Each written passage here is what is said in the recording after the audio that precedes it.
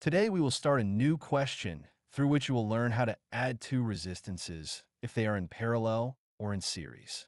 We have a question in which both types of situations are present. First of all, understand clearly how we will identify which resistors are parallel to each other and which are in series. Remember, if both legs of one resistor are directly connected to both legs of another resistor, then we say that these two resistors are connected in parallel.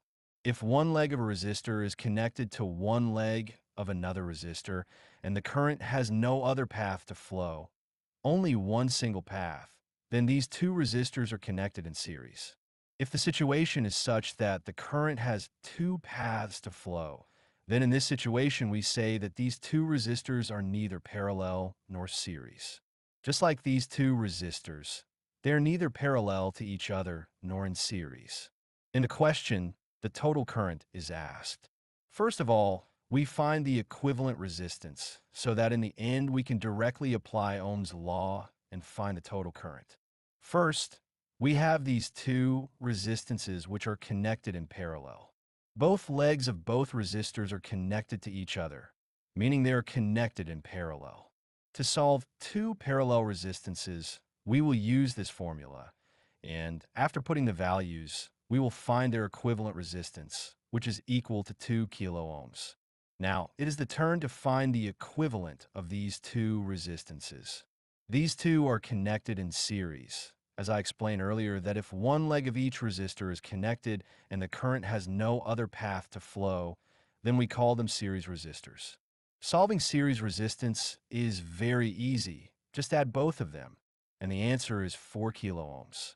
The two resistors in the middle are also in series with each other, so we will simply add them as well. Now these two resistors are in parallel. Put the values in the formula, and after solving, the equivalent resistance is 2 kilo ohms. As we keep solving like this, our circuit keeps getting smaller. After this, there are three resistors which are connected in series. Simply add all three, and in this way, our total equivalent resistance will become 12 kilo ohms. Now it is time to find the total current. Simply apply Ohm's law and calculate the current. We have found the value of the current, which is 3 milliamperes. I have also built this circuit in ProTU software so that it can be proven whether the current we calculated is correct or not. As you can see, the ammeter in ProTU is showing exactly 3 milliamperes of current. I hope you all have understood this question. If you have understood it, then try this circuit. We will start from here in the next lecture.